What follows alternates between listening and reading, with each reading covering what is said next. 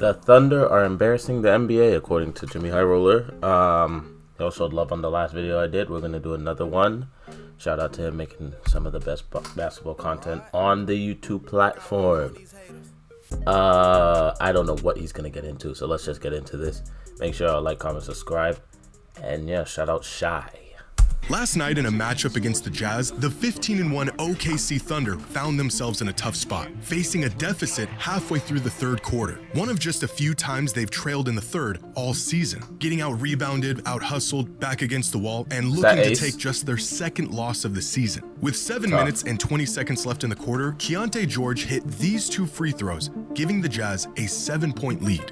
Now, remember that, down 7 with 7 minutes left in the third. It wasn't until a minute and a half later when Lou Dort hit this jumper to give the Thunder their first lead of the quarter and opened up the floodgates on the Jazz. 5 minutes, just over 5 to play in the third. SGA step back 3. This was 11 go. Williams across court to Caruso. Drives and kicks. Williams for 3. Adjustments. Oh my. And this is just going to be a quick run from Caruso. Oh my. Hot hand. Someone's going to take a jump. Oh, hey.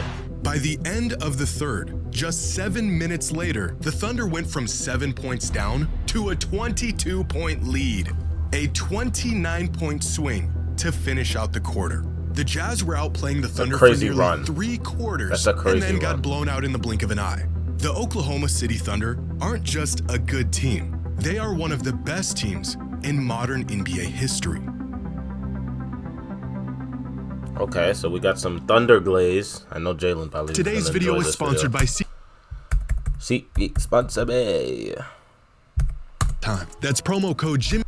In Monday's game against the Pelicans, the OKC Thunder completely blitzed a struggling New Orleans team, getting out to a 25-point lead in the first quarter. 49 points in total, a new franchise record. 49 in the first. Wasn't much different. That's crazy. The Thunder making quick work of the Pelicans in the same fashion they have just about every other team they faced this season. Dort again. They turned it into a 3-point team. They never was in the beginning. Set the pick for the mid-range. It's interesting. It'll be Dort instead. That's why that boy Lou. Flamers steps up. Oh, I thought he was gonna take that. Good pass. Isaiah Joe. Gilgeous Alexander with Dort. Extra pass. Yeah, they move the basket. Flamers. That better Dort. Typical. Timeout belt. Mitchell trying to get there. Derek Queen helped out. Who's that? You help, they burn you. Isaiah Joe, clean look. What else is new? They're going to get a last look. 3, 2, 1. And he's going to get it.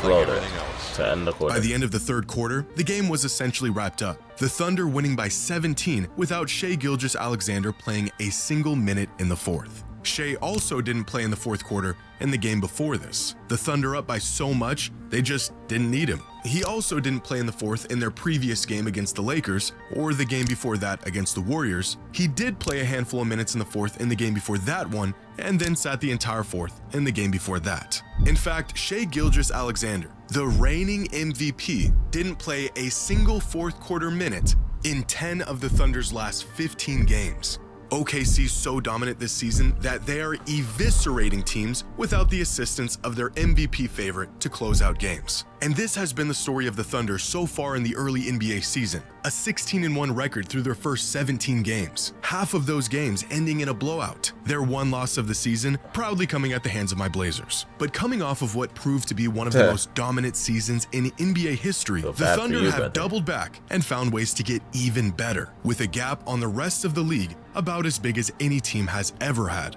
Through their first 17 games, OKC has beaten their opponents by an average of 16.5 points. Average? A margin of victory that not only leads the NBA this season, it is the largest margin of victory through 17 games in the history of the NBA. It's better than Jordan's Bulls, better than the 73-win Warriors, better than they were last season. The way they achieved this mind-boggling margin, just as impressive as the margin itself. Because a lot of these games are effectively over by the end of the third quarter. Against the Hornets, they were up by 17 going into the fourth, up by 36 against the Lakers going into the fourth. They had a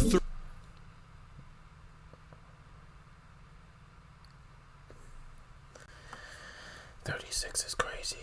35-point lead against the Warriors after 3, 22-point lead on the Jazz, up 26 on the Pelicans after 3, up 18 on the Mavericks, up 19 on the Hawks. At this point, in fact, I'm gonna just start putting parlays on them. Point differential in NBA I'm a hit history every was time. set last season by none other than the Thunder, beating teams by an average of 12.8 points per game. So far this season, the Thunder's average point differential is over 14 points after just 3 quarters. They are beating teams by a record-setting margin before the fourth quarter even begins. They're not stat padding, they're not running up the score, they're actually taking their foot off the gas almost every night. And this is one of many reasons why their hot start to the season has been so convincing. It's not just that they're winning, it's how early and decisively they're winning. The foundation of their extraordinary start, not just in the talent of their roster, but the depth of talent on their roster. Right now, even with their second option and all-star Jalen Williams sidelined, the Thunder have about 9 players who are legitimate starting caliber guys, essentially 2 starting units on the same team. While most teams may fall into a slump or struggle to keep their momentum when faced with injuries, the Thunder have a factory line of quality players who can fill the gaps at any moment's notice. But their 16-1 record, as good as it is, doesn't quite capture just how big the disparity is between them and their opponents. There's a handful of teams around the league right now that are exceeding expectations as title contenders. The Spurs, Lakers, Rockets, Nuggets, and Pistons. Now, all of these contending teams have good records, but not all wins are built the same. Despite having the same record, the Celtics have outscored their opponents by far more than the Bucks have. The Lakers have the 4th best record in the NBA, but only the 14th best point differential. But it is the Rockets and the Nuggets who have outplayed their opponents more than any other team in the league this season. The Rockets with a point differential of plus 146 and the Nuggets with a plus 165. But of course,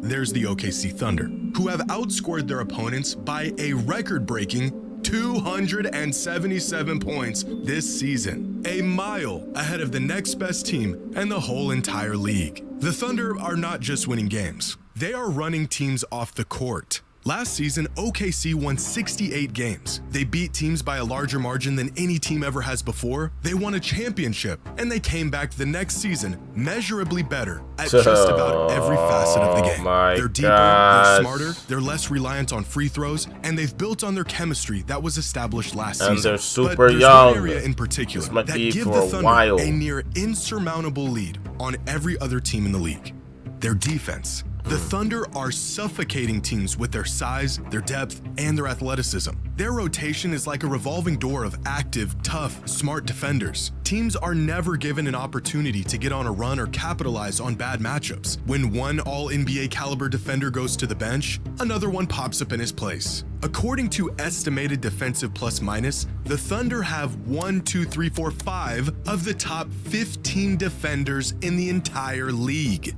5. And they have 7 players sitting in the top 20. And this isn't even factoring in Jalen Williams, their all-NBA defensive star who has yet to suit up this season. If stopping the Thunder from... Does that say history or the league? Because there's no way that this list is for...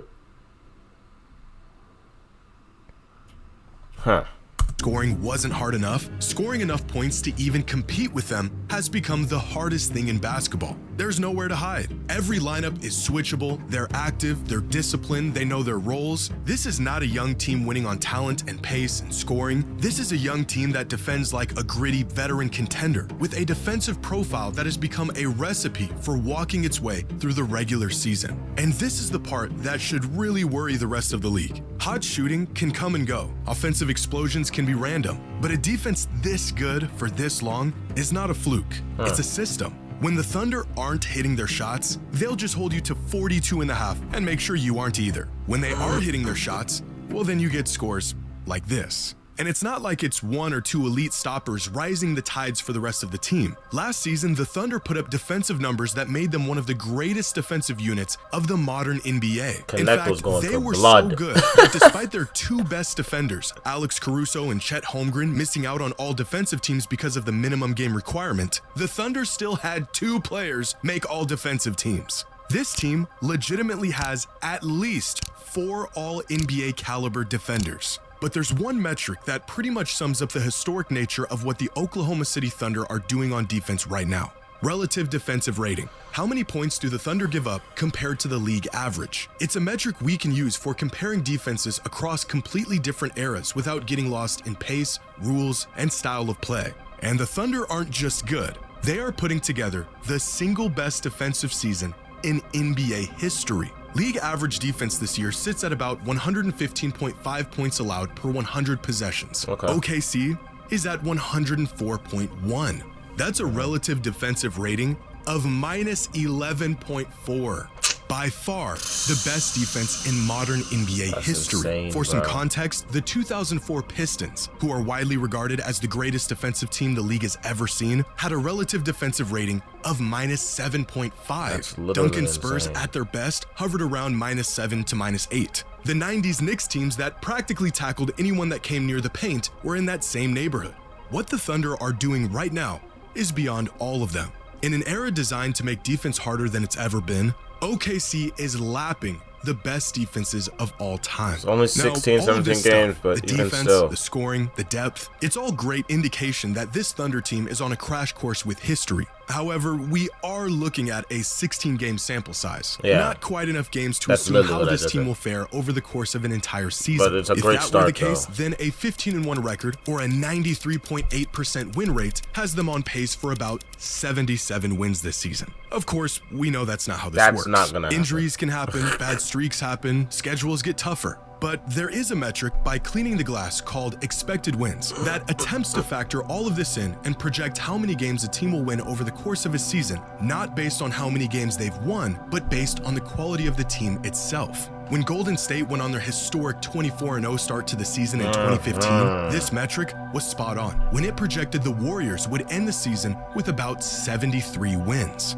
the highest projected total for any team over the last 2 decades.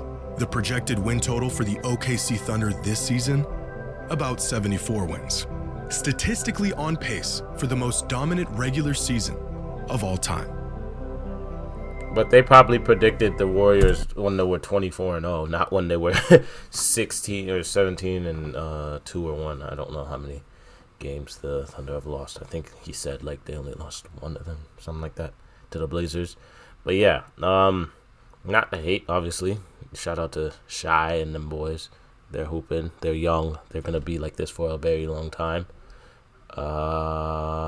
Yeah. Scary stuff. Make sure to like, comment, subscribe, and I'm gonna catch you on the next video.